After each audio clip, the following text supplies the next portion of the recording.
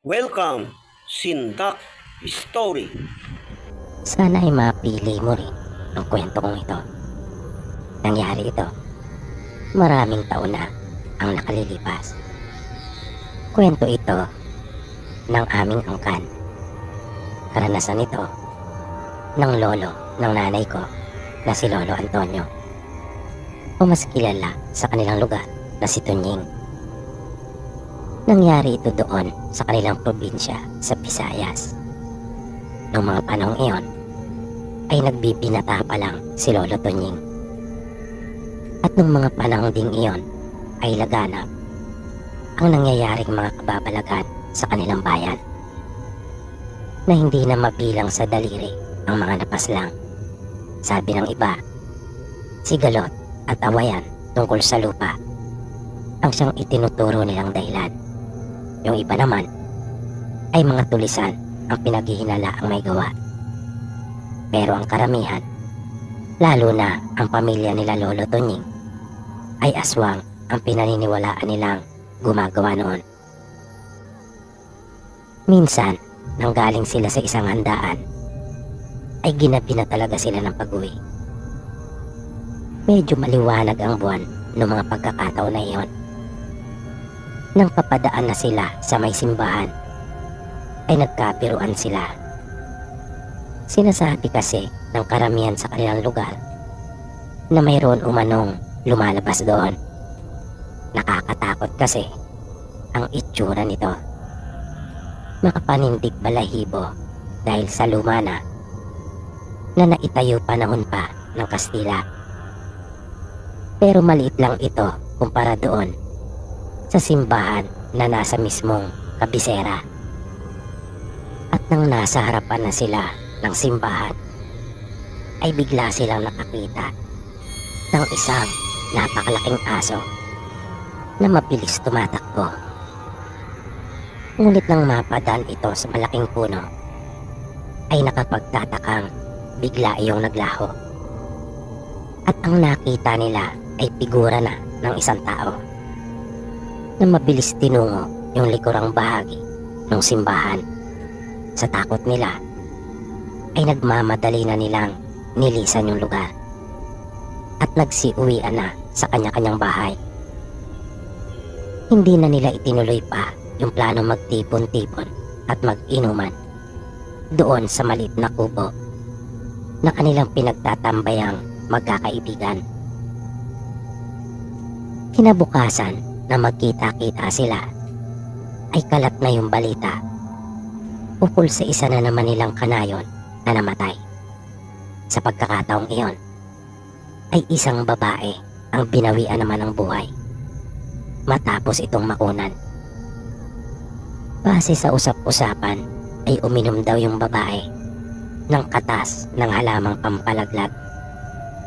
Pero mariin naman iyong itinanggi ng asawa at sinabing maayos naman ang kanilang pagsasama, kung kaya walang dahilan para gawin iyon. Maayos din umano ang pagdadalang tao nito. Malusog naman at ni minsan ay walang idinaing sa kanya. Hindi nga raw niya akalaing mangyayari iyon, kung kaya nabigla siya nang mamalaya na lang na wala ng buhay ang kanyang asawa at nagkalat yung dugo sa kanilang higaan. Marami ang mga naging haka-haka at espekulasyon ng mga tao ukol sa totoong sinapit nung kanayo nilang buntis. Pero si Tunying ay may masamang hinala. May kung anong nag-uudyok at sumasagi sa kanyang isipan na may kinalaman sa nangyari doon sa buntis. Yung nakita nila ng mga kaibigan doon sa may simbahan noong nagdaang gabi. Ngunit katulad ng marami, yung bagay na gumugulo sa kanyang isipan ay isa lang ring haka-haka hanggat hindi niya iyon napapatunayan. Nang sumunod na araw, habang abala sila ng matalik niyang kaibigan na si Ingo sa pagkokopra doon sa lupa ng isa nilang kanayon, ay may napansin si Tunying na kakaiba. para kasing hindi sa kanila makaharap ng maayos yung kababaryo nilang nagpapatrabaho. Na kapag kausap nila ito ay hindi makatingin ng diretso, na para bang mayroong itinatago, na tila ba may iniingatan itong lihim.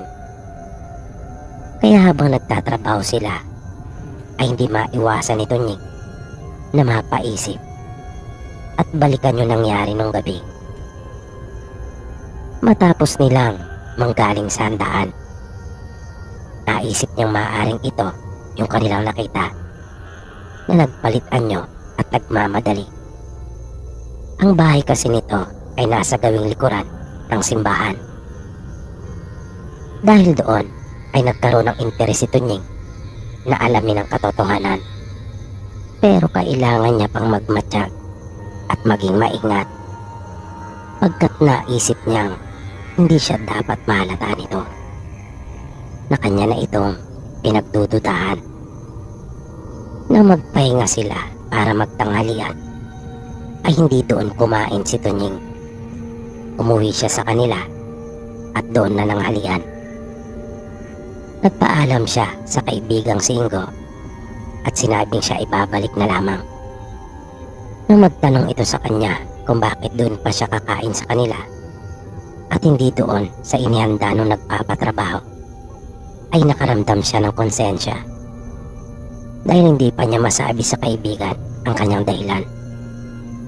Nanalangin na lamang siya na sana ay hindi mahawa ang kanyang kaibigan.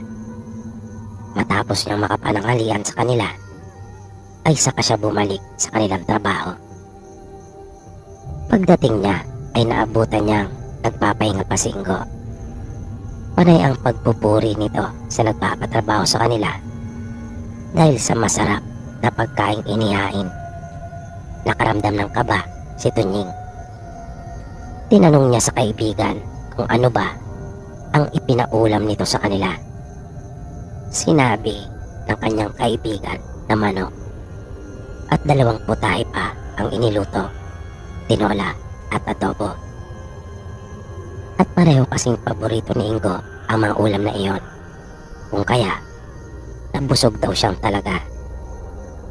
Hindi maiwasan naman ni Tunying na mag-alala para sa kanyang kaibigan. Kinahaponan nang pauwi na sila, habang naglalakad ay nagtanong pang muli si Tunying sa kaibigan kung may napansin ba raw itong kakaiba habang sila ay nagtatrabaho kanina, maging sa pagkaing inihain sa kanila ng kanilang kababaryo. Nagtaka naman si Ingo sa mga itinatanong sa kanya ng kaibigan. Kaya matapos na sagutin at sabihin wala namang kakaiba siyang napansin, ay siya naman ang nagtanong dito. Noong una ay atubili pa magtapat si Tunying sa kanyang kaibigan, pero napilitan din siyang magsabi nang magpumilit ito. Sinabi niya sa kanya na para kasing hindi sa kanila makaharap yung kanilang kanayon, na tila ba mayroon itong iniiwasan at itinatagong lihim na hindi umano makatingin sa kanila ng tuwid kapag nakikipag-usap. Nang sabihin sa kanya ni Ingo na diretso'y na nito ang ibig niyang sabihin, ay ipinagtapat na ni Tunying yung kanyang masamang hinala sa nagpapatrabaho nilang kababaryo. Sinabi nitong hindi ito kaya ang may lahing aswang na siyang dahilan ng mga nangyayari sa kanilang patayan. Napalingon kaagad si Ingo sa kanya at napatitig. Natamemi ito at biglang nag-isip. Kaya nagpaliwanag pa si Tunying sa kanya. Sinabi nito yung kanyang mga dahilan kung bakit niya nasabi ang mga bagay na iyon tungkol sa kanilang kanayon. Pero hindi kumbinsido si Ingo sa kanyang mga paliwanag. Nang sumunod na araw ay nagtrabaho silang muli doon. Patuloy na naging mapagmatsyag si Tunying. Malakas kasi talaga yung hinala niya na may kinalaman ang kanilang kababaryo na si Mang Lucas sa masaklap na sinapit ng kanilang mga kanayon. Kaya halos hindi maituon ni Tunying yung kanyang atensyon sa kanyang pagtatrabaho. Hanggang sa lumapit ito at tinanong kung mayroon bang bumabagabag sa kanya. Nagulat pa si Tunying sa ginawang pagkompronta nito sa kanya. Nang tangi na lamang niyang nasabi ay paano daw nalaman ito. Sumagot naman si Mang Lucas at sinabing halata kasi sa kanyang mga ikinikilos. Napalunok ng laway si Tunying at halos hindi makapaniwala na gagawin iyon ni Mang Lucas. Hindi niya talaga inaasahan iyon. Mabilis namang nakaisip ng maidadahilan si Tunying at kanyang sinabi na may problema silang pinansyal. Pero noong mga panahong iyon ay mayroon naman talaga, dahil nakaprenda ang alaga nilang kalabaw sa isa din nilang kanayon. Pero alam niya sa kanyang sarili na hindi naman iyon ang siyang bumabagabag sa kanya, kundi ang tungkol sa tunay na pagkatao ni Mang Lucas at ng pamilya nito.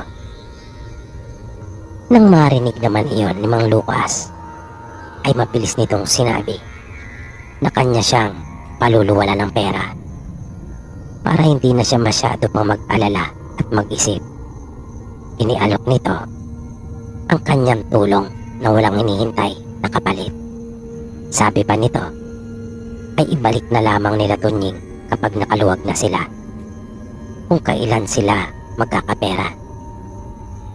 Tumanggi si Tunying pero hindi na pumayag pa si Mang Lucas at pumasok ito sa kanilang bahay. Paglabas ay may dala na itong pera na siyang ipapahirap kay Tunying. Sa puntong iyon ay parang nakaramdam ng matinding hiya sa sarili si Tunying. Kaya ayaw niya talagang tanggapin sana ang inaalok nitong halaga bilang tulong, dahil ayaw niyang magkaroon ng utang na loob dito. Mabilis na lumipas ang mga araw. Natapos na rin sila sa pagkokopra kanila Mang Lucas at kumpleto niyang natanggap ang kanyang sahod. Pero naisip niyang ibalik lahat ng ibinayad sa kanyang upa sa pagtatrabaho niya doon para mabawasan na kaagad yung halagang ipinautang nito sa kanya. Tumanggi pa nga si Mang Lucas at sinabing hindi niya kailangang gawin iyon, dahil tulad nga raw ng kanyang sinabi dito na kanya na lamang ibalik iyon kung kailan sila makakaluwag. Pero ipinilit iyon ni Tunying. Sa loob-loob pa niya, hindi siya makukuha nito sa ganong estilo, na para bang mas lalo pang tumibay yung kanyang paniniwala na may inililihim nga ito. Nasabi pa niya sa kanyang sarili ay gusto lamang nitong itago yung tunay na pagkatao sa pamamagitan ng pagbabalat kayo at pagbabait-baitan. Kinagabihan, napagkasunduan ni Tunying at Ingo na yayain ang isa pa nilang kaibigan na si Kanor upang mag-inuman. Napasarap sila at nakarami. Ginabi na sila. Pero kahit wala na silang iniinom, ay nagpasya silang magpahinga pa ng ilang sandali doon sa kubo na kanilang tinatambayan. Nang may maramdaman silang umaali-aligid sa may labas, kung kaya agad na napadungaw sa bintana si Kanor at malakas ang loob na tinanong kung sino ang naroon. At nang wala silang marinig na anumang sagot, ay naglabas pa ito ng kanyang balisong. Kanya iyong binuksan at naghamon. Sinaway naman ito nila Tunying at sinabing baka aso lang ang naramdaman nilang iyon, at kanila pa itong tinawanan. Sabay sinabihan na baka sumagot ang aso sa kanya at magtatakbo siya sa takot. Nangiti lang naman si Kanor at itiniklop na niyang muli yung kanyang balisong. Nang patayo na sila para umuwi, ay bigla na lamang umuga yung kubo na para bang may bumangga doon na kung anong napakalakas na puwersa. Kung kaya, muli silang napaupong tatlo sa sahig at napamura pa dahil sa pagkagulat. Nang bigla na lamang tumambad sa harapan ng kubong walang pinto ang isang aswang. Humihingal ito at naglalaway na nakayukong bagya at nakadiba pa ang mga kamay. Nataranta silang tatlo at nagmamadaling tumayo. Sa isang iglap ay nakita nila Tunying na nasa labas na si Kanor, na mabilis nang tumatakbong palayo matapos na tumalon sa may bintana. Kung kaya, mabilis na rin silang sumunod ni Ingo. Halos magkandara pa sila, makalayo lamang doon. Nang mapasulyap nga sila kay Kanor, ay nakita na nila itong mabilis nang tumatakbong palayo mula doon sa kubo, matapos niyang tumalon sa bintana noon. Kaya mabilis na rin silang kumilos at sumunod ni Ingo. Una nilang narating ay ang bahay nila Kanor, pagkat iyon ang pinakamalapit doon. Hindi pa sila halos makapaniwalang magkakaibigan sa kanilang naranasan. Bagaman laganap na kasi yung mga kwento tungkol sa aswang doon sa kanilang bayan, ay iyon pa lang ang unang pagkakataon na nakakita sila ng malapitan, na talagang ilang di pa lamang ang layo nito mula sa kanila. Naisipan nila ni Ingo na doon na lang muna magpalipas ng gabi kanila Kanor, at pumayag naman ito nang sila ay magpaalam. Habang nakahiga sila at hindi pa dinadalaw ng antok, ay minsan pa nilang pinag-usapan yung nangyari sa kanila. Katakot-takot na kantsaw ang inabot ni Kanor sa kanyang mga kaibigan na Tunying at Ingo. Bigla kasing nawala ang tapang nito at agad nananakbo. Si Lolo Tunying naman noong mga oras na iyon ay iba ang naging pakahulugan sa biglaang pagsulpot na iyon ng aswang. Naisip niyang baka nagalit si Mang Lucas sa kanya nang ibalik niyang lahat ang kanyang sahod para mabayaran na kaagad yung nahiram niyang pera. Naisip rin ni Tunying na baka nahalata na siya nito. Lumipas ang ilang araw habang si Tunying ay nasa kanilang bahay at nagpapakain ng kanilang mga alagang hayop, ay biglang dumating si Kanor.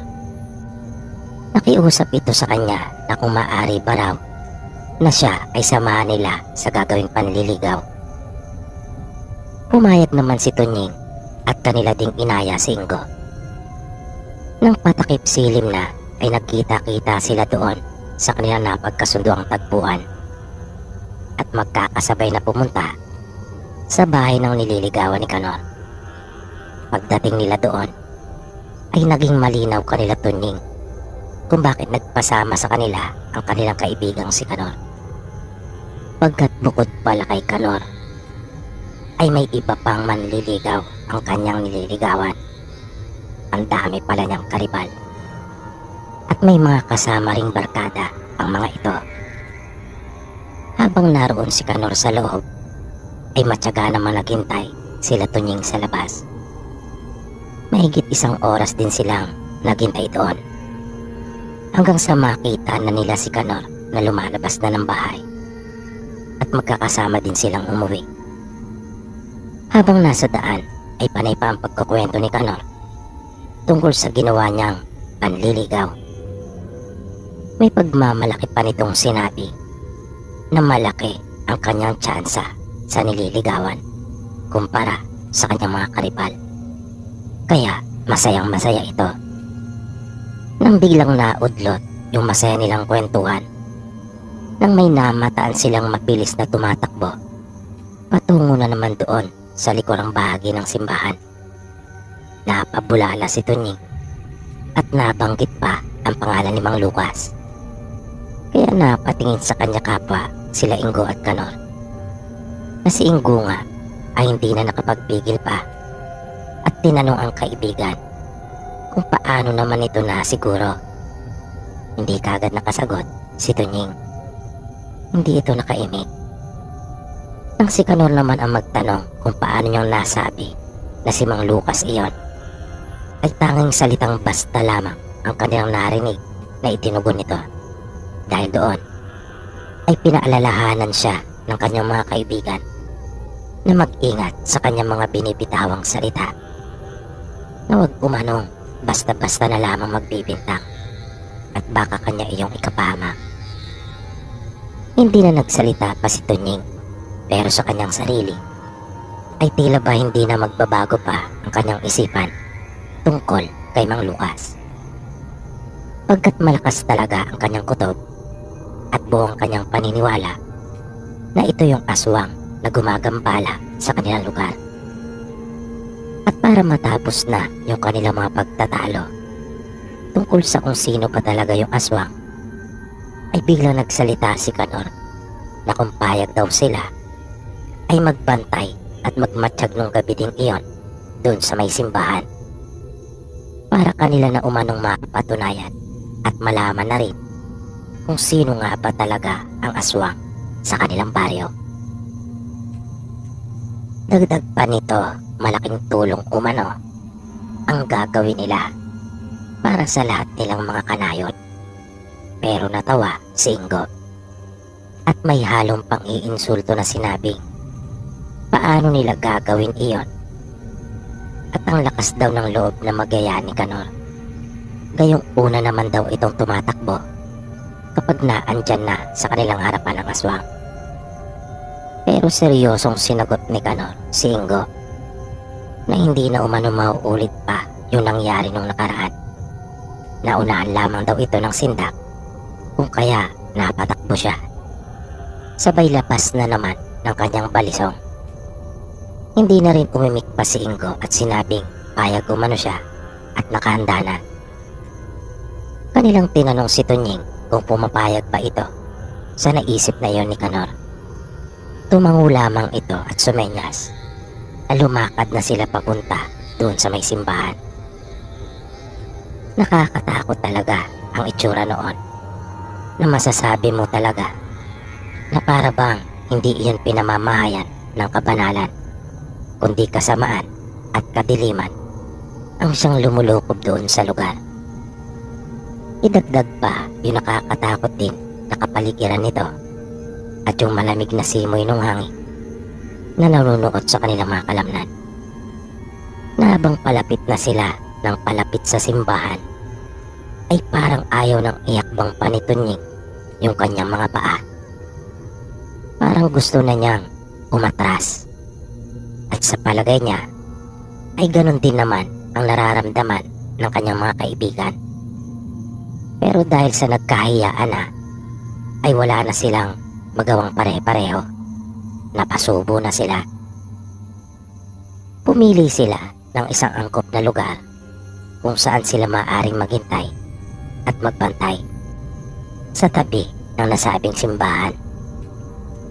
Mga ilang minuto din ang lumipas nang biglang nakakita sila ng lumabas mula roon. Ang akala pa nga nila noong una ay yung sakristan ang lumabas. Pero nang mapatapat ito sa ilaw, ay nakilala nila kung sino iyon. Yung pari pala na siyang nakadestino sa parokya. Tatayo na sana si Kanor upang bumati at magbigay galang sa pari, ngunit pinigilan siya nila Tunying at Ingo. Dahil naisip nilang sigurado magtataka iyon kung bakit sila naroroon. At baka mapag-isipan pa sila ng hindi maganda. Nakita nilang umalis yung pare, kung kaya nanatili pa sila doon sapagkat ang inaasahan talaga nilang makita ay si Mang Lucas. Pero mahigit 1 oras na ay hindi pa rin nila nakikita kahit ng anino man lamang nito. Kaya nasabi ng dalawa kay Tunying na maaaring nagkakamali nga siya ng hinala tungkol kay Mang Lucas. Pero mapilit si Tunying at sinabing maghintay pa sila. Tutal naman daw ay naroon naman na sila. 1 oras pa mahigit ang muling lumipas nang bigla nilang makitang muli yung malaking aso. At nagtuloy-tuloy ito sa likurang bahagi ng simbahan. At nakita nilang pumasok iyon doon. Na animoy may isip na alam kung paano buksan yung pinto. Lalo sila nagka-interes na maghintay pa doon. Nung mga sandaling iyon ay tila nawala na yung kanilang atensyon kay Mang Lucas. Iba na rin ang kutob ni Tunying. Hanggang sa abutan na sila doon ng umaga. Paalas 4 na ay hindi pa nila nakitang lumabas yung aso. At hindi rin nila nakitang bumalik ang pare. Naisip naman nila na maaring doon na natulog sa kanyang pinuntahan yung pare, pero yung mga katanungan sa kanilang isipan ay biglang nagkaroon ng kasagutan. Nang makita nilang lumabas yung pare pasado alas 5. Kaya naman nagkaroon na sila ng isipan na hindi kaya yung malaking aso at yung pare ay iisa. Nangilabot silang tatlo tungkol sa kaisipan na iyon. Umuwi silang tatlo na hindi naliliwanagan, sa halip ay lalo pang dumami ang mga tanong sa kanilang mga isipan. Matapos nilang makauwi ng mga bandang tanghali ay pumutok na ang balita ukol sa isang bata na kanilang kanayo na naman ang nawawala. Hindi maipaliwanag ng mga magulang nito kung paanong nangyari iyon. Pagkat nakita pa nilang mahimbing pa umano yung natutulog sa kuna nito. Kinahaponan na magkita-kita muli sila Tunying, Ingo at Kanor ay kanilang napag-usapan ang tungkol doon. Kung kaya nagkasundo silang muli na magmatsyag doon sa may simbahan. Pero mag-inuman daw muna sila para may lakas sila ng loob na gawin yung pagbabantay. At yun nga ang kanilang ginawa. Nung patilim na ay nag-inuman silang tatlo doon sa kubo. At nang maubos ang iniinom ay nagpunta na sila doon sa simbahan. Nang naroon na sila ay matyaga silang nagbantay. Ilang oras na ang lumilipas ay wala silang nakikitang lumabas mula roon. Lumalalim na ang gabi. Pero wala talaga. Kaya napagpasya nilang umalis na at sa ibang pagkakataon na lamang iyon ituloy. Pero laking gulat nila nang paglingon nila sa kanilang likuran ay naroon na yung aswang na naglalaway. Sa pagkakataong iyon ay nasaan yun ng aso yung mukha nito na may mahabang nguso at nakalabas pa yung mahabang mga ngipin. Pero ang katawan nito ay nasaan yung tao pa rin na walang anumang suot at napakamapalahibo. Kinuha ni Kanor yung kanyang palisong at binuksan. Akala nila Tunying ay lalabanan nito at susugurin yung aswang. Pero kabaliktaran ng kanilang inaasahan ang ginawa nito. Tulad dati ay muli itong nanakbo. Kaya dumampot na lamang sila Tunying ng bato at ipinukol iyon sa aswang. Nakaramdam sila Tunying at Ingo ng panghihinayang kung bakit hindi sila nagdala ng itak. Naririnig nila yung malakas na tunog na akala mo ay tambol sa lakas sa tuwing kanilang matatamaan sa katawan yung aswang. Pero parang napakatigas ng katawan nito. At tila ba hindi nito iniindaman lamang iyon. At galit na inaangilan pa sila na nang makabuelo ay nakita nilang sila na ang susugurin. Kaya mabilis na rin silang tumakbo habang nagsisigaw.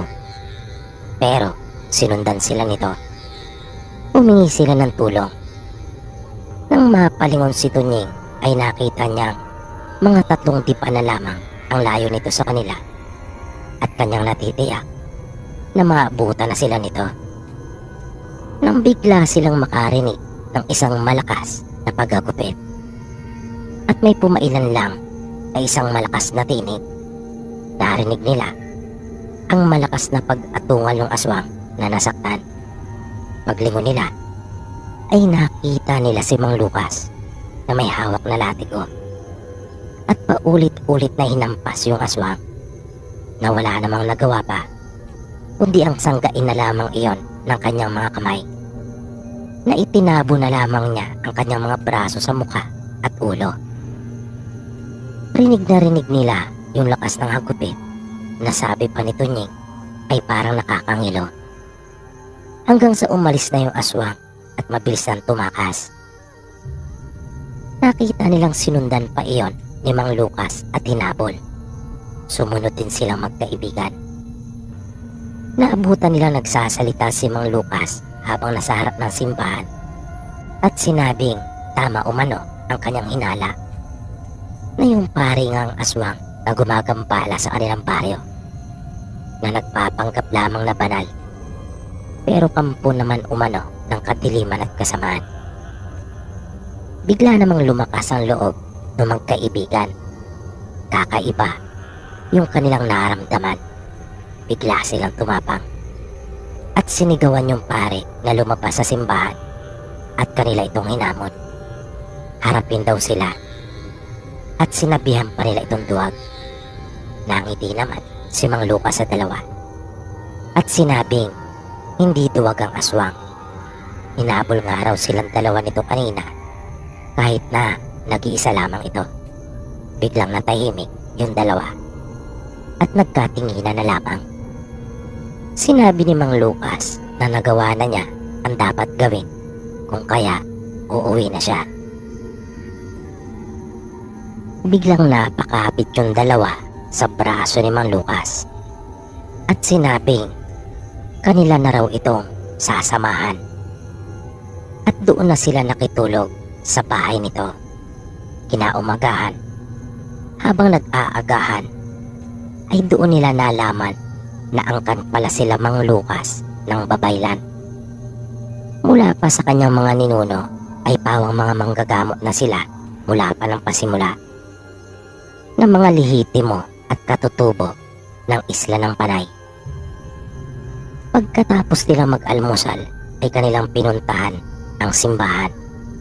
Medyo nagulat pa si Mang Lucas nang hindi na niya abutan doon ang pare. Nakaalis ito at nakatakas. Nagawa nitong maputol ang inilagay niyang orasyon na magkukulong sana sa aswang hanggang sa mamatay na ito doon. Kung kaya, nasabi ni Mang Lucas na may mataas din palang nalalaman yung pare. Simula noon ay naging kaibigan na nila Tunying si Mang Lucas at nung huli pa nga ay tinuruan din sila nito ng kanyang mga nalalaman pagkat walang magmamana ng kanyang abilidad, pagkat ayaw naman ng kaisa-isa nitong anak na babae. Hindi na rin nila ikinuwento pa na minsan nang napaginalaan ni Tunying si Mang Lucas na siya ang aswang. Sabi ni Lolo Tunying Sir Pipi, minsan ay nagkakamali talaga ang tao sa ginagawa nitong paghuhusga at desisyon. At minsan din, ang nakikita nating mabuti ay siya pala talagang masama na nagbabalat kayo lamang ang mga ito. Kumusta po kayo mga ginigiliw kong tagapakinig? Muli po ay narito tayo para sa isa na namang kwento ng kababalagan. Matagal na rin akong nakikinig sa inyong mga kwento. At sa pagkakataong ito, ay naisipan kong ibahagi yung mga naging karanasan ko. Bata pa lang po kasi ako, ay may mga naranasan na po akong kakaiba. Mga pangyayaring talaga pong nagpasindak sa akin.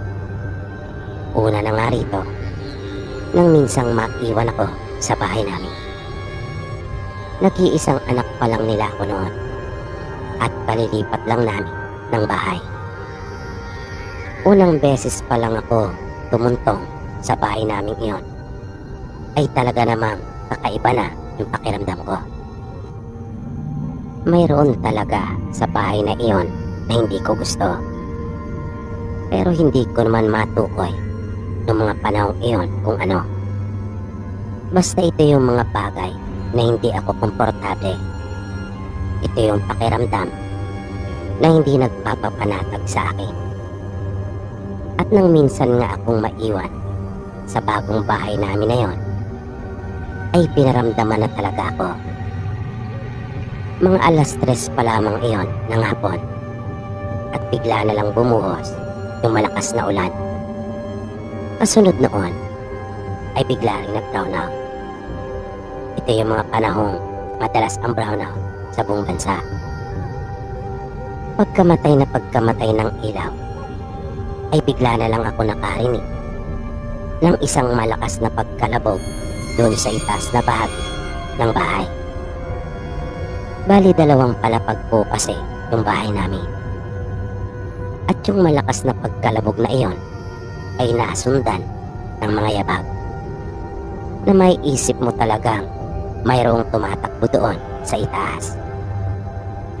Agad akong kinilabutan dahil doon, na habang naghahanap ako ng kandila, ay talaga namang ang bilis ng pagkalabog ng dibdib ko. Pagkat patuloy kong naririnig yung mga ingay sa itaas ng aming bahay. At kahit kasi hapon pa lang ng mga oras na iyon, ay aakalain mong gabi na dahil sa sobrang dilim ng buong kapaligiran. At ang mas ikinasindak ko pang lalo ay yung pagkakaroon na rin ng ingay doon sa may hagdan, na tila ba iyon ay nag-aakyat panaog. Kaya halos mataranta na ako sa paghahanap ng kandila. At nang nakakuha na ako, ay agad ko iyong sindihan. Doon ako pumesto sa may sala namin, malapit sa may pintuan. At nang masindihan ko na iyon, ay nakapagtatakang biglang tumahimik na bigla. Nawala ng lahat ang mga ingay, kasabay ng pagkakaroon ng liwanag. Iyon yung unang pagkakataon na nakaranas ako ng ganon. At nasundan pa iyon ng maraming beses. Kung minsan, maging sa pagtulog ko, ay nararamdaman kong mayroong tumatabi sa akin. Na lumulubog talaga yung kama ko at gumagalaw ang kumot. Pagkat para iyong hinihila at tumatama sa pinti ko. At mayroon pang isang pangyayari na hindi ko talaga makakalimutan. Nang bigla akong magising ng madaling araw dahil sa naramdaman ko talaga na parang may nakadagan sa akin. Ang bigat noon at halos hindi ako makagalaw. Buti na lamang at nagawa kong makasigaw. Kung kaya, sumugod ka agad sa kwarto ko si nanay. Anong mga panahong iyon ay gising na at nasasiyahan. Ang mga panggagambalang ito sa akin ay hindi lamang sa mga ganong uri ng pagpaparamdam. Naranasan ko rin na magkaroon ng mga pasa sa iba't ibang parte ng aking katawan, na nagtataka talaga ako kung paano ako nagkaroon noon. Hindi ko talaga maipaliwanag kung paano ko yun nakuha. Maging ang mga magulang ko noon ay lubanang nag-aalala. At ang mas nakakagimbal pa noong huli ay hindi na lamang ang mga ito basta nagpaparamdam lang, kundi ang ilan sa kanila ay nagpapakita na. Alam kong mahirap paniwalaan pero totoo pong lahat ng naranasan kong ito. Yung bahay po kasi na tinitirahan namin noon ay may bakanting lote, paikot. At ito po ay napapatiran. Sa loob po ng pader na sakop ng aming lote ay may dalawang malalaking puno. Nang minsang nasa may pintana ako noon at pinagmamasdan yung pagpatak ng ulan, ay nagulat talaga ako nang makakita ako ng isang tao na naroon sa may puno, na nakatingin siya sa direksyon ko ngunit wala itong mukha. Mahaba ang buhok nito at nakasuot ng puting damit na pang sinauna. Ang isa ko pang naranasan sa bahay na iyon ay nung minsang maliligo ako at papasok na sana ng banyo, nang bigla ko nalang makita ang isang kamay na may mahabang sugat at dugo na humawak sa pinakagilid ng pinto at isinara iyon. Kung kaya, dahil sa matinding takot, ay hindi na ako nagtuloy pa at nagtatakbo ako papunta ng sala.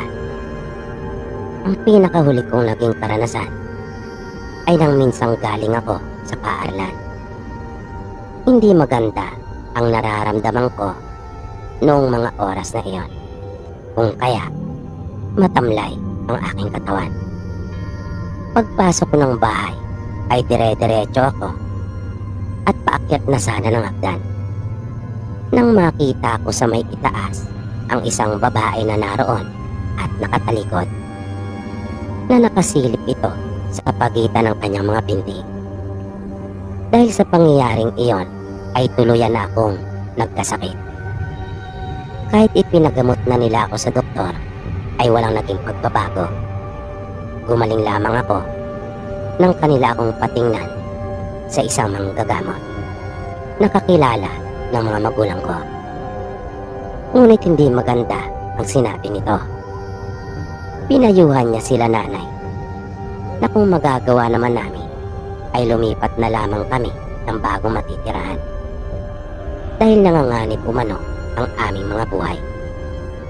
Kaya nagsikap ang mga magulang ko na makahanap agad ng bago naming malilipatan. At matapos ang ilang araw ay lumipat na nga kami. Masayang masaya naman ako pagka sa wakas ay mapapanatag na ako at hindi na magagambala pa ng mga masasamang espiritu at elementong iyon. Pagdating namin sa bago naming bahay ay sabik akong makita ang bago kong magiging kwarto. Kung kaya, dire-diretso ako sa itaas, bit-bit ang isang karton na naglalaman ng ilang mga gamit ko. Bigla ko itong nabitiwan at natulala nang makita kong muli yung babae na naroon sa pinakataas ng hagdan, nakatingin at nakatalikod sa akin. Nakayuko ito na nakasilip na naman sa pagitan ng kanyang mga binti, na tanging mga nakakatakot lang niyang mga mata ang nakikita ko, pagkat natatakpan ng ibang parte ng kanyang mukha nang nakalugay niyang mahabang buhok.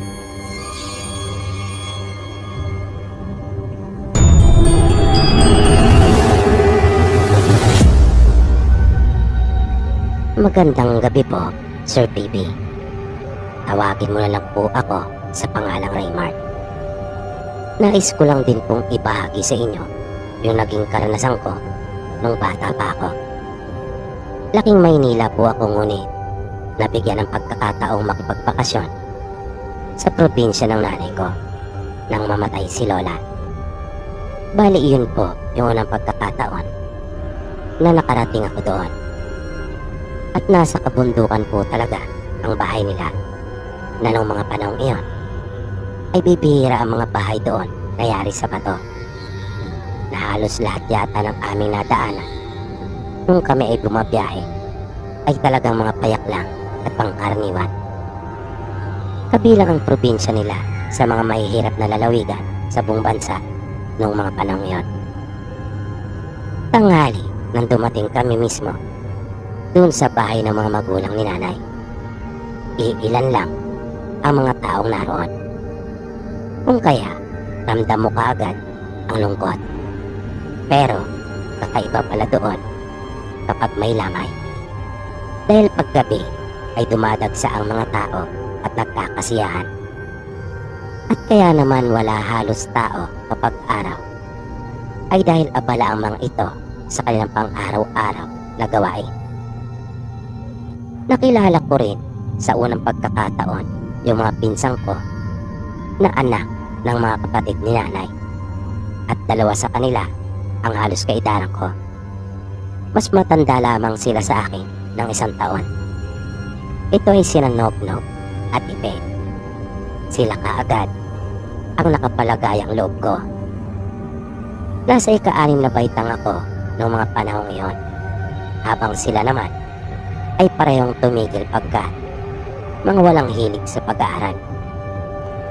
Unang gabi namin doon ay niyaya nila akong dalawa sa isang lugar. May isinama pa sila noon na 2 babae na mga kaedaran lang din namin. Habang parami ng parami yung mga taong dumarating, kami naman ay pasimpleng umalis at pinuntahan yung sinasabi nila sa akin. May dala kami noong isang flashlight at lampara dahil walang kuryente doon sa kanila. Halos may kalahating kilometro din yung nilakad namin bago namin marating yung sinasabi nila. Pagdating namin doon ay nagulat ako nang bumungad sa akin ang isang kubo matapos naming sumuhon sa mga nagtataasang halamang ligaw na naroon. Bali hindi iyon tanaw mula sa daanan. Napapalibutan pa iyon ng mga nagtataasan at malalaking puno. At doon sa loob ng kubo ay mayroon ng nakahandang inumin na nakalagay sa isang galon. At mayroon ding 2 piraso na inihaw na isda. Kaya malinaw na sa akin kung ano ang aming gagawin doon.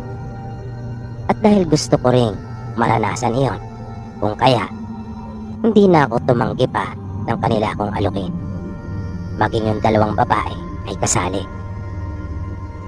At talagang magaganda sila. Na naibang bigla ang aking pananaw pagdating sa mga probinsyana. Pagkat maging ang kanilang mga kotes ay magaganda rin. Nang bigla na lang natigil yung aming pagtatawanan nang maramdaman naming umuga yung kubo. Natahimik kaming lahat at naputol yung aming kasiyahan. Habang tahimik kaming nakikiramdam ay bigla naman kaming nakarinig ng mahinang tunog. Biglang nagsalita si Nognog at tandang-tanda ko pa yung katagang sinabi niya, "Wakwak." At kitang-kita ko sa kanyang mukha ang takot. Na yung binanggit niyang iyon ay iyon mismo yung tunog na aming narinig. Pero di pa malinaw sa akin noong mga sandaling iyon kung ano ba yung wakwak na sinasabi nila. Ngunit may masama na akong kutob na nasa isa kaming sitwasyon na hindi maganda dahil na rin sa mga ipinapakita nilang reaksyon. At biglang tumayo si Ipe at nakita kong may hinugot siyang isang maiksing itak na nakasuksok sa atin. Doon na talaga ako kinabahan hanggang sa may biglang lumitaw sa bukana ng kubo. Hindi ko tiyak kung ano iyon dahil puro lang itim ang nakita ko, para iyong pakpak. Kung pakpak ng ano ay di ko talaga alam dahil wala naman akong nakitang iba pa maliban doon na tila nakaharap sa may pasukan ng kubo pagkat wala yung pinto. Pero malaki talaga iyon. Kaya ang naging aksyon naming lahat ay ang mapatakbo kami sa isang sulok ng kubo upang lumayo. Maya-maya ay bigla kaming nakarinig ng isang boses at tila may hinahanap ito. Nakita kong umaliwalas na bigla yung mukha ng mga kasama ko. At nang ibaling kong muli yung aking tingin doon sa nilalang, ay wala na yon. Biglang sumigaw yung isang babae na kasama namin at sinabing siya ay naroon. Ate niya pala yung naghahanap na iyon sa kanya, na madalas ding kasama nila Nognog at Ine. Nagpasya kaming lahat na bumalik na sa bahay nila Lolo at doon na lamang ipagpatuloy sa may malapit. Doon kami pumwesto sa likurang bahagi ng bahay kung saan ay bagya pa rin kaming naaabot ng liwanag. Kaya medyo napaisip ako na pwede naman pala nilang inumin yun doon. Bakit kailangan doon pa sa kubo na medyo may kalayuan?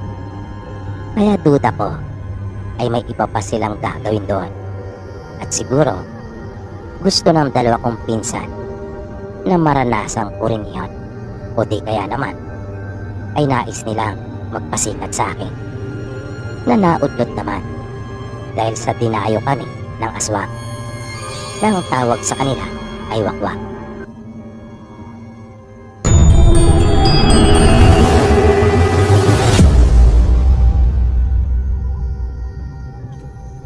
Magandang gabi po sa inyo. Ako nga po pala si Red.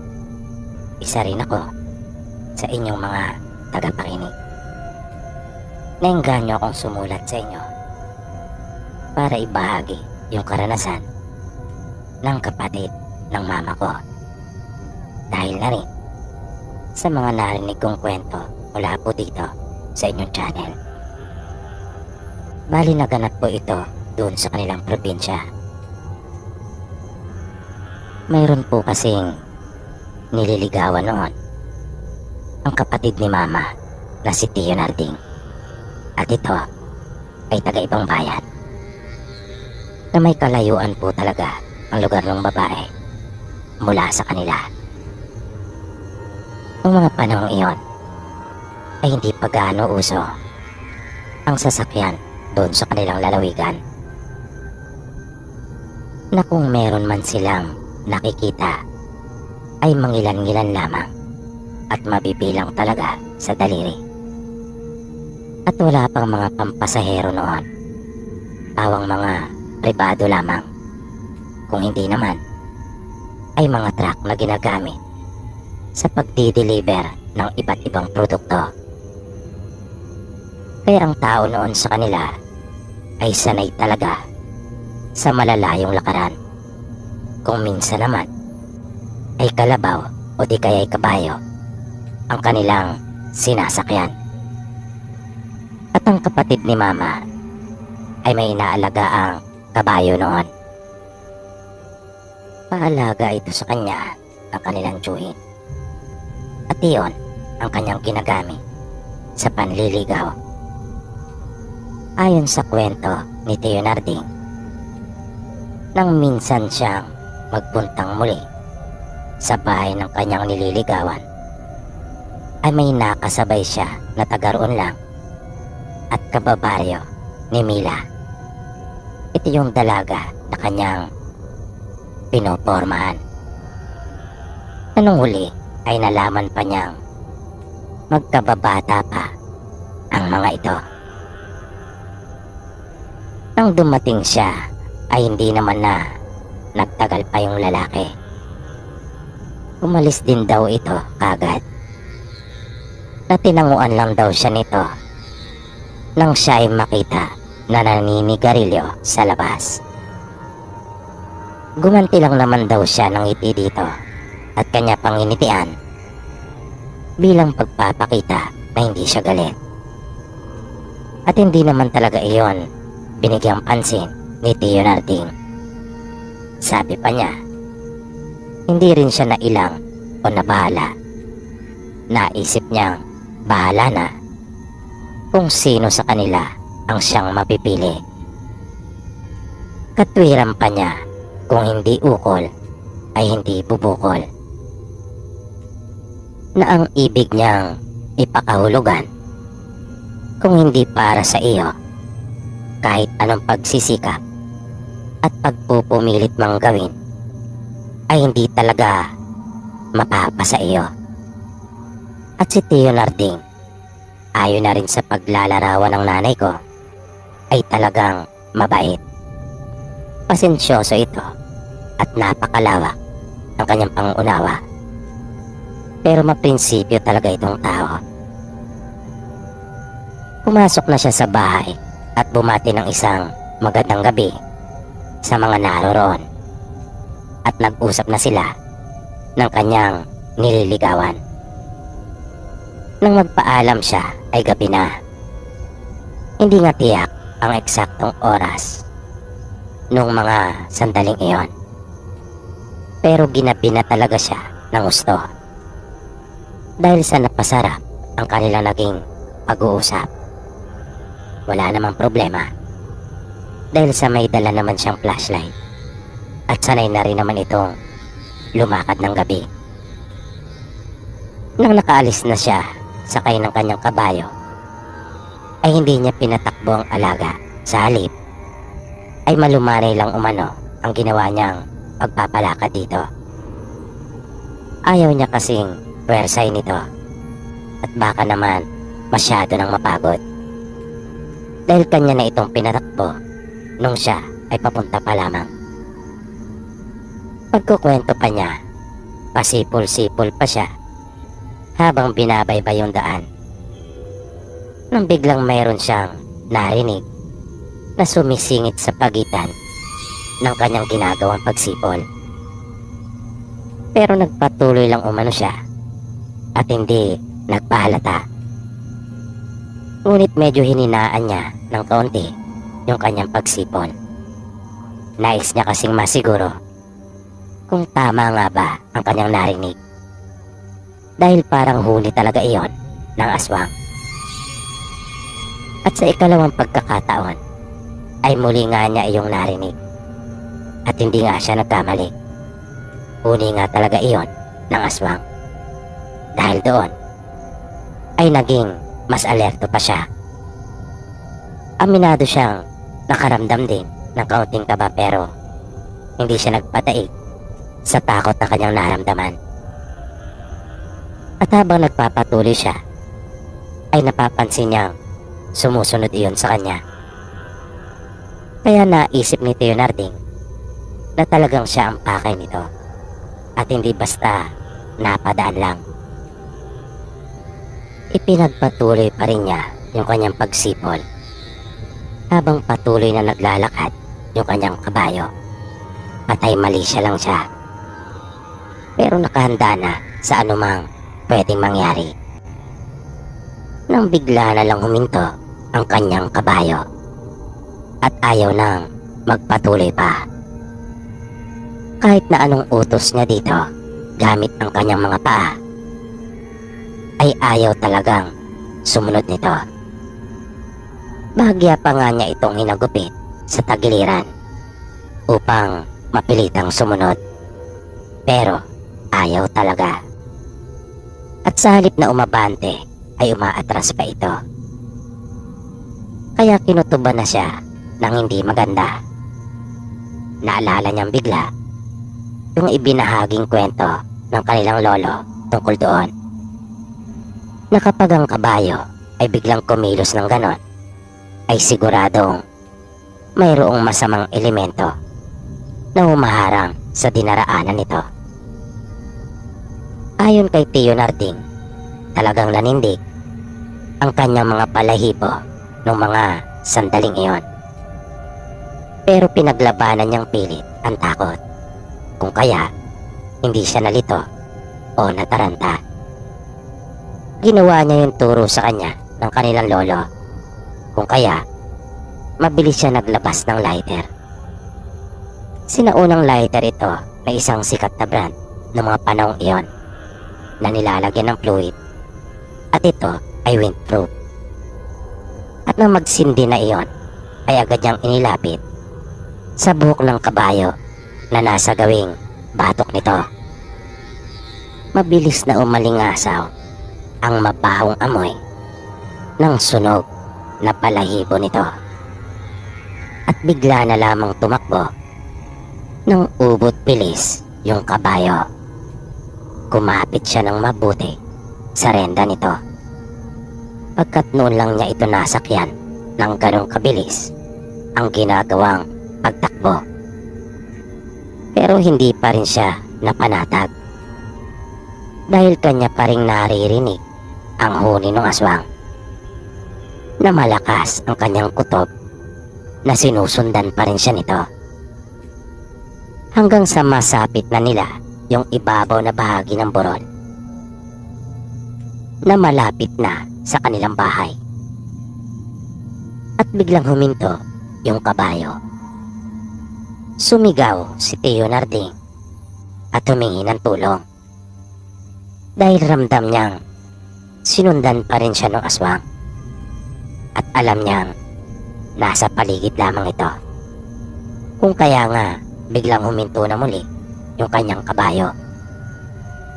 Maya-maya pa ay bigla na lang siyang napayuko. Nang maramdaman niya yung malakas na hanging dumaan sa ibabaw ng kanyang ulo. Mabilis na niyang binunot ang kanyang baril na nakasukbit sa kanyang bewang sa harapan at agad iyong pinaputok pa itaas. Umalingaw-ngaw yung malakas na putok noon, kung kaya lalo nang nagmadali ang kanyang mga magulang at kapatid. Kwento pa ni Mama, panay na raw ang sigaw ng kanilang ina at alalang-alala kay Tio Narding. Ang tatay naman daw nila ay hinugot na lang ang itak nito na nakasabit sa dingding at hindi na itinali pa sa bewang kasamang lalagyan nito. Basta kanya na lang daw hinugot iyon dahil sa pagmamadali. Nang malapit na sila kay Tio Narding ay nakita nila itong tila may inaasinta sa itaas na siya ay nakatingala at itinututok ang kanyang baril. At paulit-ulit daw nitong binibigas ang katagang aswang. Ngunit nang tuluyan na silang makalapit sa kanya ay tumigil na rin ito at sinabing na wala na yung aswang. Nang nasa bahay na sila ay ikinuwentong lahat ni Tio Narding ang nangyari at kung paano siya sinundan ng aswang. Matapos na mangyari iyon ay ipinagpatuloy pa rin naman ni Tio Narding yung kanyang panliligaw. Yun nga lang ay lagi na siyang may mga kasama sa pagpunta roon. Kung minsan nga maging ang kanyang ama ay sumasama. Hanggang sa mapasagot na ni Tio Narding si Tia Mila at kalaunan ay namanhika na sila. Nagkatuluyan sila ni Tio Narding. Nung huli ay nalaman nilang yung kababata ni Tia Mila na karibal ni Tio Narding ang tumambang at tumabol sa kanya. Hindi ito tinanggap ni Tia Mila at ng kanyang mga magulang dahil sa kilalang aswang ang angkan nito doon sa kanilang lugar. Dahil naman doon ay sinisinimando ang kanyang ina, bunga ng kanyang pagkakabigo na mapaibig si Tia Mila. Dahil ang kanilang ina umano ang dahilan ng kanilang pagiging aswang. At dahil doon, kung kaya lahat ng kanyang ligawan ay hindi siya tinatanggap. Si Mando ang siyang naging karibal noon ni Tio Narding. At ito rin yung pinaniniwalaan nilang aswang na nanambang at tumabol sa kanya. Usap-usapan pa sa baryo nila Tia Mila na bigla na lang namatay ang nanay nila Mando at kasabay din noon yung kanyang pag-alis sa kanilang lugar. Kaya hinala ng marami ito ang dahilan kung bakit namatay ang kanyang ina, na mayroon itong ipinakaing kontra sa matanda, kung kaya bigla itong nagkasakit at namatay. Matapos mamatay ang kanilang ina ay isa-isa na ring nagsialisan ang mga kapatid ni Mando doon. At mula noon, ay natahimik na ang kanilang baryo. Dati-rati kasi ay lagi na lang may mga nangyayaring kababalagan at palagi may mga nagkakasakit ng biglaan at namamatay. Bukod pa sa mga nararanasan nilang pagpapakita mismo ng aswang na nag-iiba-iba ito ng anyo. At iyon na nga, nang tuluyan ng mawala doon ang pamilya nila Mando, ay natahimik na ang kanilang baryo. At hindi na rin sila nakakakita pa ng mga hayop na may pambihirang laki kaysa sa karaniwan. At natigil na ang mga hindi maipaliwanag na pagkamatay ng kanilang mga kababaryo.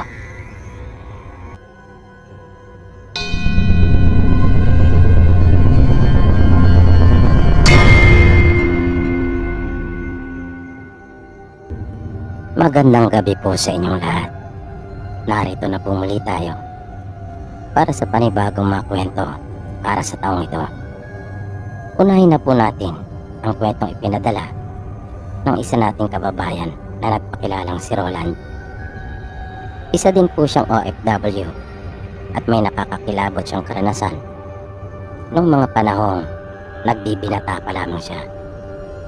Ayon sa kanya, kamamatay lang ng tatay nila nang maganap ang sinasabi niyang pinaka nakakatakot niyang naranasan sa buong buhay niya. Isang gabi iyon, 3 araw nang nailibing ang kanilang ama. Nang magsimulang magkahulan ang kanilang mga alagang aso at naging maligalig. Sabi pa ni Roland, noon lang nila napansing nagkaganon ang kanilang mga alaga. Magkagayon pa man, ay hindi pa rin nila iyon masyadong binigyan ng atensyon sa pag-aakalang bunga lang marahil iyon ng mga ibang hayop na nakikita ng kanilang mga alagang aso, tulad na lamang ng mga palaka. Dahil maulan din ng gabing iyon. Pero ilang minuto na ang nakalipas ay hindi pa rin tumitigil ang kanilang mga alagang aso sa pagkahol at halos magwala na ang mga ito. Nagsimula na rin silang makarinig ng mga kakaibang huni at napansin nilang tila ba naging aligaga ang kanilang ina. Inutusan sila magkakapatid na siguraduhin nakasarang mabuti ang kanilang pinto at mga bintana. Napansin din nilang may tangan-tangan itong bote at panay ang tingin niya dito. Mula nang mamatay ang tatay nila, matinding pag-aalala na ang palagi nila nakikita sa kanilang ina.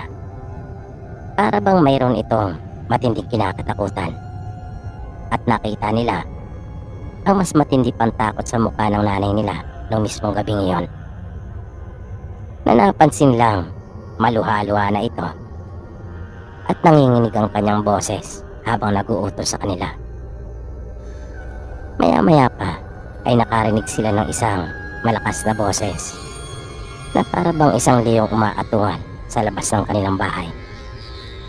Kaya nag-uunahan sila magkakapatid na pumunta sa harapan ng kanilang bintana upang silipin sana doon sa may siwang kung anong hayop yung lumilika ang nakakakilabot ng malakas na ingay na yon. Pero bigla silang sinaway ng kanilang ina at sinabihang maupo na lang sa isang sulok. Umalis ito at pagbalik ay may dala na rin itong itak at ipinahawak kay Roland. Kaya doon na sila nagsimulang matakot. Nagtaka kasi sila kung para saan yung itak. Nang tanongin naman nila ang kanilang ina, ay matipid lang ang naging tugon nito sa kanila. Kahit ano raw ang mangyari, ay huwag sila magpapadala sa kanilang takot. Kahit pa nga nakikita nila ang kanilang ina mismo, ang siyang kinakitaan nila ng matinding takot ng mga oras na iyon. Pero alam nilang pinaglalabanan pa rin ito. Sabi pa sa kanila, kailangan nilang malampasan ang gabing iyon. At lakas ng loob umano ang natatanging susi para magawa nila iyon. Hanggang sa bigla na lang may narinig silang nagtatakbuhan sa paligid ng kanilang bahay. Pero wala silang naririnig na anumang boses na mayroong nag-uusap. Basta kumikilos lang ang mga ito na para bang alam na nila ang kanilang mga gagawin. Kaya nangilabot na talaga sila Roland noong mga sandaling iyon. Ramdam nila na hindi karaniwang mga tao ang nasa labas ng kanilang pamamahay. At may masama itong pakay sa kanila. Dahil kung karaniwang tao lang ang mga iyon, ay maririnig sana nilang nag-uusap ang mga ito.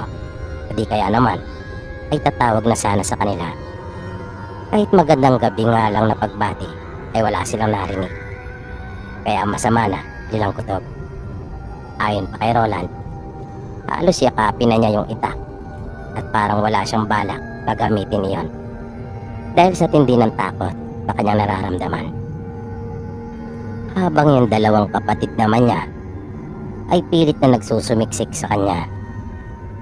At nang muling iangat ng nanay nila at tingnan ang bote, ay nakita nila magkakapatid na umaawas na sa bibig noon ang laman. Sabay na pabulalas ang kanilang ina ng mga katagang narito na sila.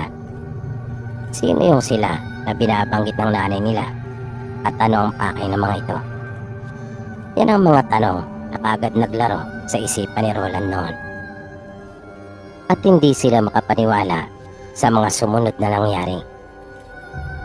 Dahil matapos ang magkakasunod na lagabog sa dingding sa isang panig ng kanilang bahay, ay nagiba iyon at bumuhat sa kanila ang isang lalaking may matipunong pangangatawan na ang balat ay nakakatulad sa isang kalabaw. At ganon din ang kanilang nakita sa dalawang pang kasama nito na nasa likod. May mga balat sila na hindi katulad sa mga karaniwang tao na noon lang sila nakakita ang magkakapatid ng ganon. Ngunit ang mas kapansin-pansin sa kanila ay yung mga mukha ng mga ito na nakakatakot dahil sa kakaibang itsura na malalaki ang mga buto sa magkaabila nilang pisngi na nakaumbok talaga iyon ang mainam. At yung kanilang mga bibig ay napapalibutan ng mga ngiping matutulis na para bang hindi nila mapigilan maglaway. Kung kaya nakikita nila magkakapatid na umaago sa mga iyon sa magkabilang panig ng kanilang mga bibig. At yung mga mata nila ay nangingitim at halos hindi sila kumukurap. At nagulat sila magkakapatid nang marinig nila magsalita yung lalaki. Pagkat kilala nito ang kanilang ina, maya-maya pa ay ibinaling na nung lalaki yung atensyon niya sa kanilang magkakapatid. At para bang sinuri sila isa-isa. Nakiusap at nagmakaawa naman ang kanilang ina na huwag silang saktan. Sinabi naman ng lalaki na wala silang dapat na alalahanin dahil ang tangi lang nilang pakay ay upang kunin ang lahat ng kagamitang iniingatan ni tatay. Na nang marinig yun ng kanilang ina ay nagmamadali naman nagtungo sa kanilang silid. At paglabas nito ay bit-bit na yung binabanggit ng lalaki na mga kagamitang pagmamay-ari ng tatay nila. Matapos iyon ay tumalikod na rin ang mga ito at umalis na. Nilapitan sila ng kanilang ina at niyakap. Ang bungakala daw ng kanilang ina ay kukunin silang magkakapatid. Na magtanong sila ay doon na nila nalaman na mga kaanak pala iyon ang kanilang ama. May lahing aswang ang tatay nila. Napilit lang nagbago nang makilala ang kanilang ina. Lalo na nang mag-umpisa na silang magkaroon ng mga anak. At yung mga gamit na kinuha ng mga dumating sa bahay nila ay mga mahiwagang kasangkapan na ipinagkatiwala sa tatay nila ng kanilang angkan. Pero dahil sa wala na nga ang tatay nila, kung kaya kailangan na iyong isalin sa bagong napili na mga ngalaga at mag-iingat. Pero hanggang sa ngayon, ang tanging tanong lang sa isipan ni Roland ay kung bakit kailangan pa nilang wasakin ang kanilang bahay noong gabing iyon. Na tanging yung mga gamit lang pala na iyon ang kanilang kailangan.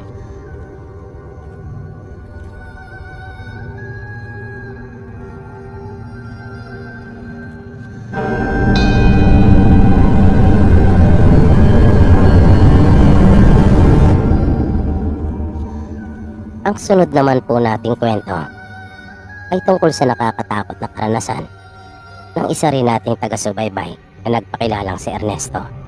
Kwento niya, noong mga 6 na taong gulang pa lamang siya, ay nalagay sa bingit ng kamatayan ang kanyang buhay. Noong mga panahong iyon, ang nanay niya ay naninilbihan bilang mayordoma sa isang mayamang pamilya sa may Mandaluyong. Tagaroon din naman sila, may inuupahan silang bahay noon. Pero yung pamilyang pinaglilingkuran ng kanyang mga magulang ay nakatira doon sa barangay Wakwak, kung saan ay mayayamang pamilya talaga ang mga nakatira at talaga namang naglalakihan ang kanilang mga bahay. Ang tatay ni Ernesto ang siya namang family driver ng mayamang pamilya. Pero madalas sila nung wala dahil isang engineer ang amo nilang lalaki. At halos lahat ng proyekto nito ay nasa bandang norte. Madalas nga sila noong nasa Bawan, La Union at Ilocos. Kaya si Ernesto at nanay niya ay madalas na nasa bahay ng mga ito, kasama ng mga anak ng kanilang amo. Malalaki na ang mga ito. Ang iba nga ay may kanya-kanya ng pamilya. Pero 3 sa magkakapatid ang nanatili pang nakatira doon sa bahay. Isa na dito ay yung tinatawag nilang si Ate Lourdes. Mahilig ito magpatugtog ng piano. Ito ang madalas na makita ni Ernesto doon sa malaking bahay. Ang 2 kapatid kasi nito ay madalas na wala at palaging nasa mga kasiyahan. Kapag nasa bahay naman ay nagkukulong lang ang mga ito sa kanilang mga kwarto at hinahatdan lang ng pagkain. Espesyal si Ate Lourdes. May edad na ito at may gupit lalaki. May puti na ang kanyang mga buhok. Kapag tumutugtog ito ng piano, ay talaga naman nakadress pa ito. Kaya naaaliw sa kanya si Ernesto. Pero minsan, habang pinapanood siya ni Ernesto, ay bigla ito huminto sa pagtugtog at napatingin kung saan naroon si Ernesto. Bigla siya nitong sinenyasan na lumapit. Agad naman tumalima si Ernesto. Lumapit ito sa gilid ng piano. Tinanong siya ni Ate Lourdes kung kanya na bang nakita at nakilala yung kaibigang bata nito. Wala namang pagdadalawang isip na tumango si Ernesto bilang kanyang tugon. Nakita niyang biglang gumuhi ang matamis na ngiti mula sa mga labi ni Ate Lourdes. Muli siyang tinanong nito kung anong naramdaman niya ang kanya itong unang makita. At sa kanyang palagay pa ay magkakasundo sila nito. Sumagot si Ernesto at sinabing masaya siya na makita at makilala yung bata. Pero nung una ay natakot siya dahil sa noon pa lang siya nakakita ng ganong uri ng bata. Hindi karaniwan, dagdag na sabi pa niya kay Ate Lourdes. Pero magkakasundo naman kami. Magtitiyak pa na sabi ni Ernesto sa kanyang kausap. Sinabi naman sa kanya ni Ate Lourdes na ito rin ang kanyang naging nag-iisang kaibigan noon. Pero nang nagkakaedad na siya ay unti-unti na itong naglaho. Bumalik lang daw ito nang magkaroon na muli ng bata sa malaking bahay nila. At ang tinutukoy nga niya ay si Ernesto. Sabi pa sa kanya ni Ate Lourdes, mahirap at delikado kapag nagalit ang batang tinutukoy niya dahil nagagawa nito makapanakit. Kaya binilinan siya nitong huwag niya itong gagalitin. Tumango naman si Ernesto at sinabi magkasundo naman daw sila. Palagi nga raw sila naglalaro. At tumugtog na uli ng piano si Ate Lourdes. Yun lang daw ang nais niyang malaman. Ang una nga itong makita ni Ernesto doon sa malaking bahay ay talaga namang natakot siya. Una niya ito nakita na nasa gilid ng piano. Nakakatakot din kasi talaga ang itsura nito. Pero nang umiti ito sa kanya, ay mabilis na nawala yung kanyang takot at pag-aalala. Minsan, habang naglalaro mag-isa si Ernesto sa gilid ng swimming pool, ay aksidenteng dumulas ang isa niyang paa sa gilid noon at siya ay nahulog. Hindi na ginagamit ang swimming pool na yon, kung kaya marumi na at walang tubig. Doon pa naman siya nahulog sa malalim na bahagi Kung kaya, ang sama talaga ng pagkakabagsak niya. Nakita pa nga niyang umikot ang buo niyang paligid bago siya tuluyang nawalan ng malay. Nang magising siya, ay nasa ospital na sila at nasa tabi na niya ang kanyang ina. Nagkaroon siya noon ng malaking bukol sa likurang bahagi ng kanyang ulo. Pero hindi naman iyon delikado dahil naging negatibo naman ang ginawang pagsusuri sa kanya. Kwento ng nanay niya ay batang lumapit sa kanya sa kusina na siyang nagsumbong na nahulog daw si Ernesto dun sa swimming pool. Gusto nga raw sana niya magalit dahil bakit siya nagpapasok ng kalaro sa bahay. Kabawal-bawalan iyon ng kanilang mga amo. Pero nagpasalamat na rin daw siya dahil kung hindi sa bata ay hindi nila malalaman kung ano ang nangyari kay Ernesto. Nagtaka naman si Ernesto nang sabihin niya ng kanyang ina. Kaya tinanong niya ito kung hindi ba siya natakot sa bata. At nagtaka din ang nanay niya sa kanyang tanong. Dahil maayos naman daw yung bata, kaya bakit daw siya matatakot dito? Hindi na lang kumibo si Ernesto. Pero napaisip siya kung sino kaya yung batang tinutukoy ng nanay niya. Dahil kung yung bata na kalaro niya ang nagpakita, ay siguradong matatakot ito. Nang makalabas na sila ng ospital, ayaw na sana siyang isama ng kanyang mga magulang doon sa bahay. Kaya lang, wala rin naman kasi siyang makakasama sa inuupahan nilang bahay. Kaya wala din silang nagawa kundi ang isama pa rin si Ernesto sa kanyang trabaho. Pero mahigpit nila itong binilinan na wag nang pupunta doon sa may swimming pool. Habang nasa kusina ang nanay niya at abalang tinutulungan ang mga kasamang kasambahay, ay nakita ni Ernesto ang isang bata na nasa tabi ng kanyang ina. At kabaliktaran ang ayos nito dun sa kanyang kaibigan. Kaya pala hindi natakot ang kanyang ina nang makita ito. Pero nung pagkakataon na iyon, ay hindi ito nakikita ng kanyang ina at dinadaan-daanan lang. Pero nakikita ito ni Ernesto. At hindi lang yung bata ang kanyang nakita doon sa malaking bahay. Pagkat nang pumunta siya sa pinakasala ng malaking bahay na yon, ay nakita niyang isang babaeng nakadamit pang kasal na bumababa sa mahabang hagdan na iyon, napakurba. Pero puno ng bahid ng dugo ang kasuotan nito. Pati na rin ang kanyang leeg na tila ba mayroon iyong laslas. At di nagtagal ay halos mapuno na ang napakalapad na sala na iyon ng napakaraming mga kaluluwang ligaw na naniniraan din pala doon sa nasabing malaking bahay na iyon. Sa laki nga ng sala ay nagmistula iyong isang malapad na bulwagan at doon natipon ang mga iba't ibang nakatira sa bahay. Nagtaka si Ernesto kung paano niya nakita ang lahat ng mga iyon at bakit sila nagpapakita sa kanya. Isa lang ang naisip niyang dahilan ng mga oras na iyon. Marahil ay bunga iyon ng kanyang pagkakahulog. Nabuksan marahil at nagising ang natutulog niyang kamalayan. Hanggang sa bigla na lang siyang nagulat nang nasa tabi na niya yung batang lalaki na nagpakita sa kanyang ina. Para iyong isang panaginip.